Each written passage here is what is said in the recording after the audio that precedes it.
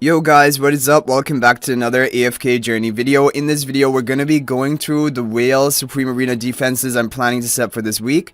I've had a lot of fun making the defenses for this week because we've had the two different maps with both having the double energy tiles, but it is also really difficult to put together a team that you think will do well. It will take a lot of basically experimentation and testing to see are those teams actually going to do great, because when you have two heroes on the energy tiles and two heroes on the buff tiles, and then you also have to put together a good well-rounded team, it becomes a lot, honestly. But hopefully these teams are going to do well, and I'm excited to share them with you guys. Okay, so my team number one, I'm really liking this team.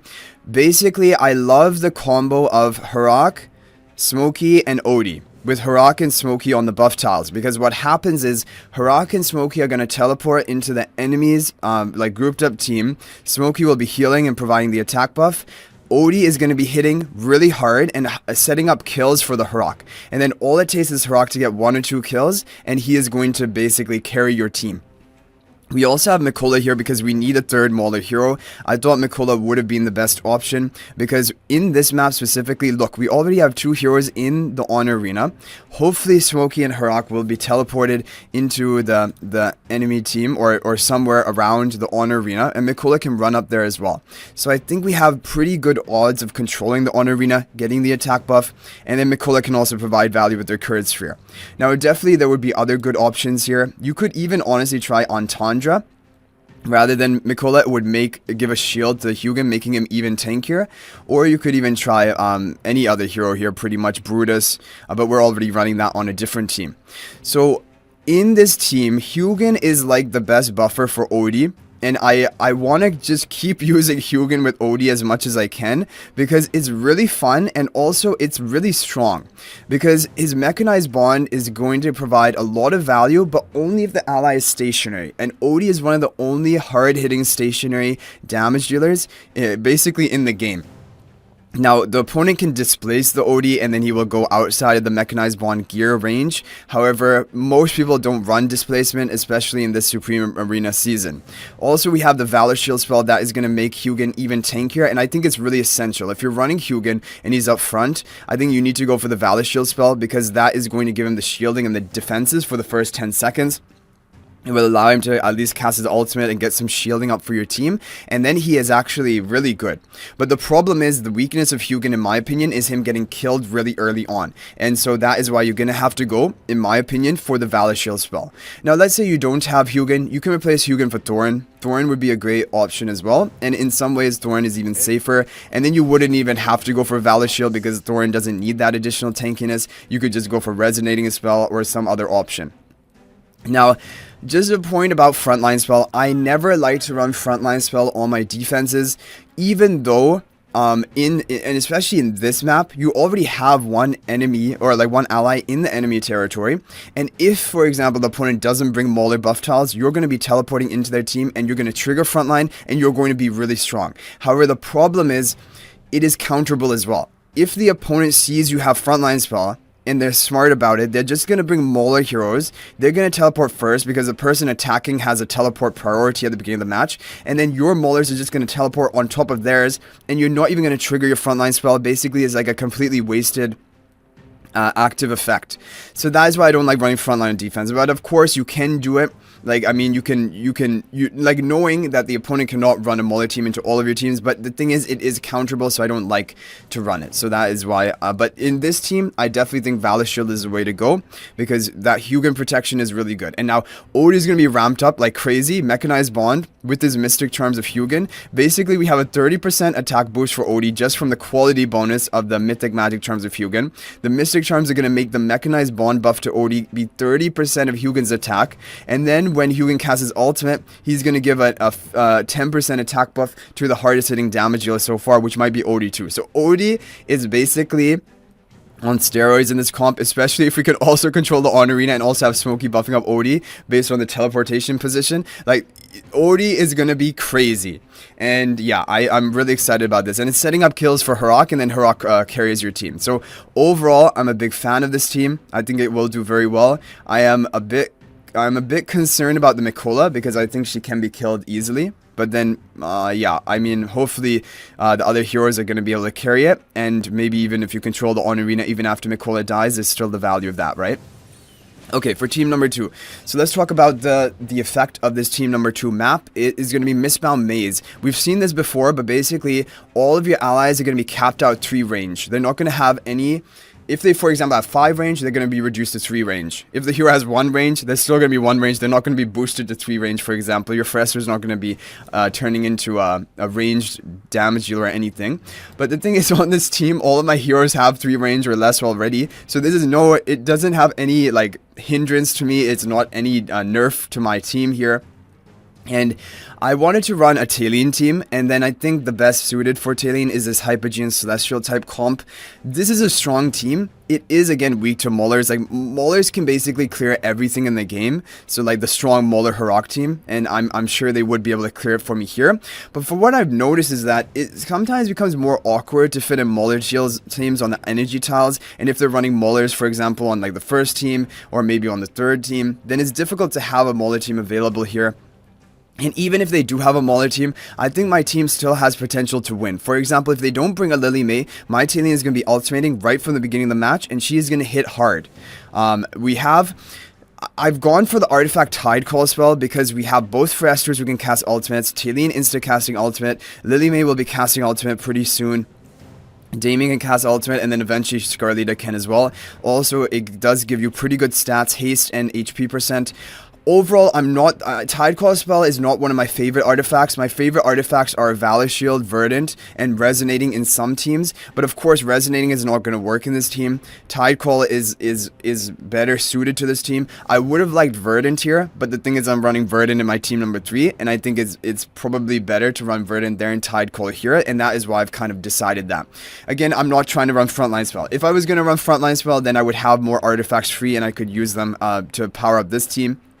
And I think with Tidecall it should do well. So on the Prime Carrier tiles, we have Lily May on the light tile, because the Prime Carrier on the light tile, the effect of the light tile is going to be deal a percentage of the carrier's attack as true damage to the enemies. And for Lily May, she will her attack will grow during the fight with her growth stacks, and so she is actually going to hit really, or basically provide more value being on the light tile. That is why I have her on the light tile rather than Scarlita. But I don't think it makes that much of a difference. Scarlita also increases her attack over the course of the match while she is in the air. So overall, this team is good, and everyone is very difficult to kill. Scarlita will come down almost guaranteed with enough surviving allies to deal true damage. And of course, you get the value of the Hypogean Celestial buff tiles, which hit really hard and also crowd control the enemies. So this is a good team. We have the Illusion Fresser in front of the Talene to give her the damage reduction, main Fresser in front of Damien. Now the thing is, we're not taking advantage of this other energy tile, but I just couldn't... What do we put there? If we put the Fresser up there, then they're not on the same row, and honestly, having the Fresser cast his ultimate immediately is not that game changing. And then he would have to wait until casting his next ultimate, because you have to offset the initial energy amount. So I think it's just better to just give up on that energy tile and just go for Talene on the back one and go for more like good positioning of our team. But Verdant would be a great spell artifact here. As for other heroes, I don't really know. Like, I mean, you can try a Dunlingr Talene comp, and that does do well. But on this specific map, I think it's really awkward. Like, you could put Dunlingr in this position. When Dunlingr is on this tile, I can just show it to you. Then he's actually going to allow the Talene to cast ultimate first. On either, oh, you could even do this. Honestly, this might not... Wait a second. I didn't even think you could do this, but this actually works really well, right? Maybe better than the Fresto, because then the opponent will not be able to cast their ultimates. They can still bring Lily May to interrupt my Talene, so I don't have any, like, basically way around dealing with that. So I don't know. I mean, you could go for Dunlingr. Maybe I'll try that if this team is not doing well, but for right now, I want to try out this team. Okay, guys. So for team number 3, we're going to run another Mauler team. You, at a minimum, if you're talking about whale defenses as well, you should run 2 Mauler teams. It does better than 2 Hypogean Celestial teams, in my opinion. And so for the second Mauler team, it is really good. Basically, this team is taking really good advantage of the energy tiles. Coco and Tassi both have game-changing ultimates, and they're both on the energy tiles.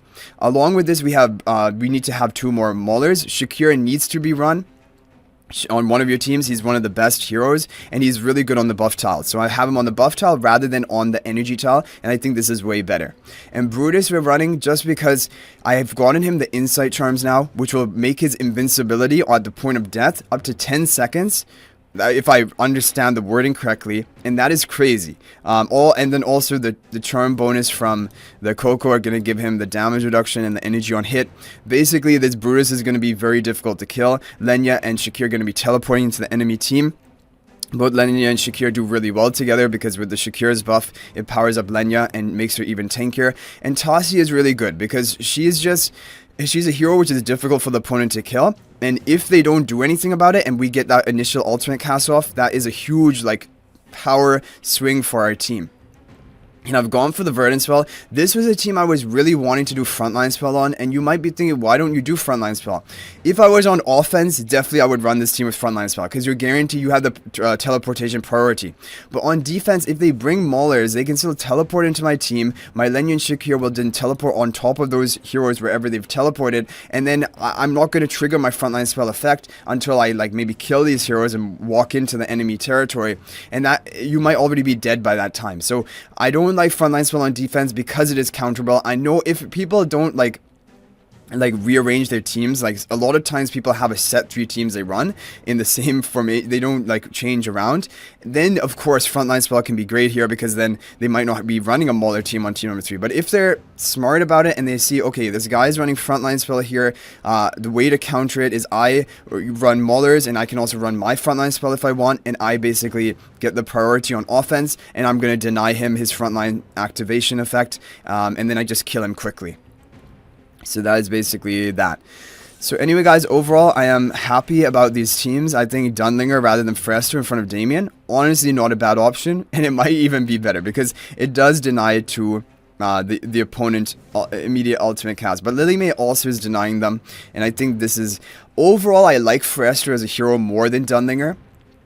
And my issue with Dunlingr, like tailing this combo that we have, is if the opponent brings Lily May, that's it, right? So they're still going to interrupt my Tailian. I'm not going to have that immediate burst of damage, and so I could still lose even with a team like that. And I've gone for the Tidecall spell because, yeah, we're going to be casting a lot of ultimates, and then, yeah, I mean, I had to run one other artifact, and when we look at the remainder, like Resonating Spell doesn't do well here, of course Frontline doesn't do well here, so it was pretty much it had to be Tidecall, and then it was just a question of did I want Tidecall on the Shakir Lenya team or Verdant on this team. I think Verdant does better on this team. It gives penetration to your Shakir and Lenya, it gives the energy recovery to Tassi, which these are all really important, and then the haste to Coco. So that's why I thought it would be better here. Also, I think this team is more of a long fight team. It isn't like a instant nuking team, and I think Verdant Spell does better over long drawn out fights because you keep periodically getting these class-based buffs. I see Tidecall Spell as more of like a nuking comp type artifact. Like that first activation you get of Tidecall Spell, you just try to blow up the opponent team. Like I'm thinking what can happen here is like maybe the opponent brings Lily May, they interrupt my Tailin, and then I cast like 3 or 4 ultimates, and then Tailin casts tries to cast for the second time. She gets her cast through while the Tidecall Spell is running, and it can just blow up the enemy team. Also, I like the stats it gives you. HP, haste, and crit are all pretty valuable stats. But yeah, you guys can let me know what you think about these defenses. If you were running any others or have any other ideas, you can share them in the comment section.